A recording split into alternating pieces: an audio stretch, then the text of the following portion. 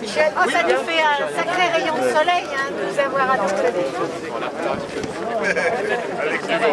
Bien, mesdames, messieurs, je vous propose qu'on commence cette cérémonie en l'honneur d'Aimé Césaire.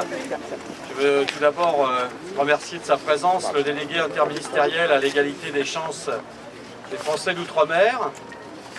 Et puis je veux dire que nous sommes particulièrement touchés que M. Serge Letchimy, le député maire de Fort-de-France, le successeur d'Aimé Césaire, soit présent ici avec nous à Nanterre aujourd'hui. C'est un beau cadeau pour ce moment important pour Nanterre. La ville de Nanterre, comme vous le savez, est une ville riche de la diversité de ses habitants. Sa population s'est constituée au fur et à mesure de l'histoire par des vagues successives de migration.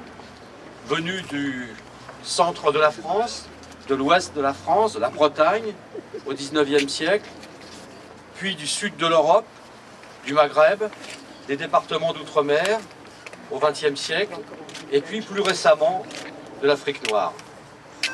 Les équipes municipales successives ont toujours considéré cette diversité source de richesse, d'échange, de dynamisme, comme l'un des atouts majeurs de cette ville.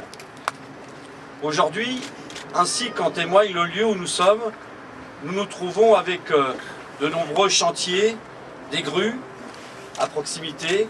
Chacun le voit, la ville bouge, se transforme. Avec les projets de renouvellement urbain et sociaux des quartiers du Petit Nanterre, de l'Université et du Parc, avec le projet de renouveau du centre ancien, et bien sûr avec l'opération d'intérêt national Sénarche. Toutes ces transformations entraînent l'apparition de nouvelles voies, de nouveaux axes au sein de notre commune.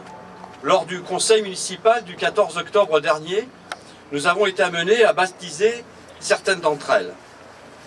Tout naturellement, en lien avec l'histoire de notre ville, mais aussi parce que nous partageons ses valeurs, le nom d'Aimé Césaire s'est imposé à nous. L'ambition de la municipalité à travers cette dénomination, comme à travers plusieurs autres qui ont lieu ou qui sont à venir, est que le nom des rues de la ville reflète la diversité de sa population, de son histoire.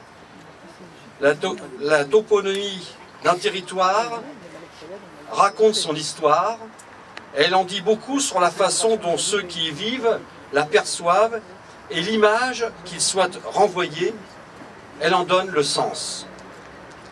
Choisir de dénommer boulevard Aimé Césaire une voie qui se trouve au pied du centre d'affaires de la Défense, au pied du siège de la Société Générale, le second par la taille en Europe, c'est envoyer un message pour le présent et pour l'avenir.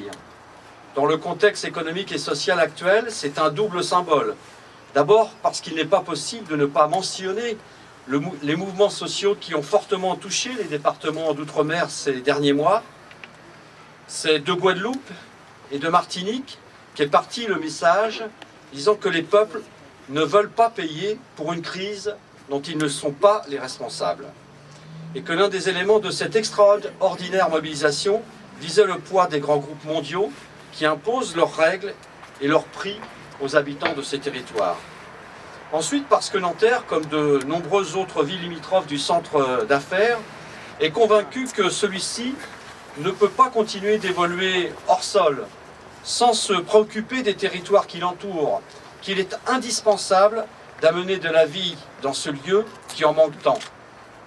Oui, ce grand pôle d'affaires doit enfin contribuer à faire du développement et de l'inclusion sociale sur tout le territoire qui l'entoure. La culture, et tout spécialement la poésie, comme demain peut-être le sport, me paraît être certains des éléments qui trouvent ici toute leur place. Nanterre est une ville de culture, une ville qui aime la culture.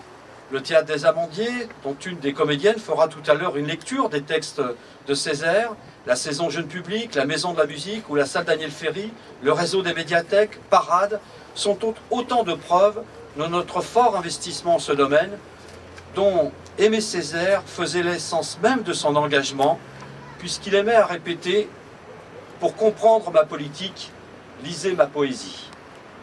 Au-delà de la culture, notre ville partage et a partagé de nombreux combats politiques menés par Aimé Césaire sa vie durant. Au cours du XXe siècle, Nanterre a été très fortement marquée par la question coloniale. Terre de bidonville, c'est ici qu'est née la première association militante pour l'indépendance de l'Algérie.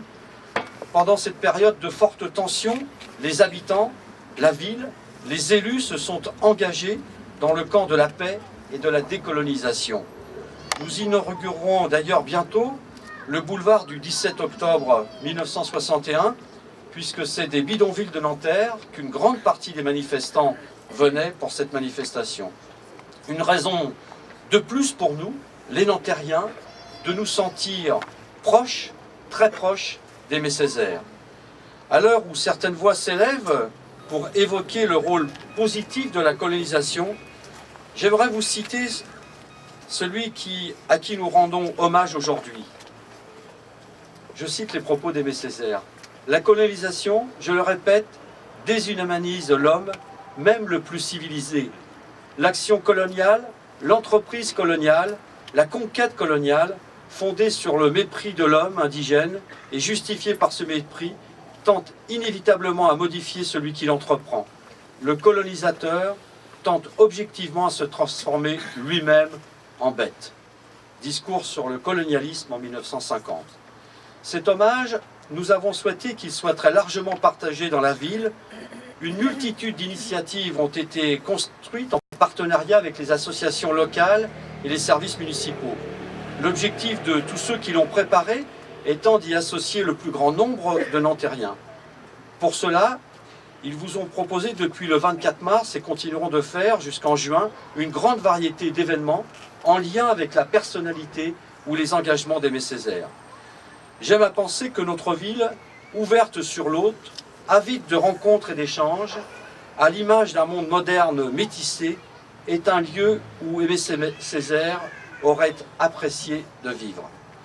J'espère que ce boulevard incitera les jeunes et les plus âgés à se plonger ou à se replonger dans les œuvres de ce grand homme de lettres et qu'il contribuera à ce que sa pensée continue de rayonner.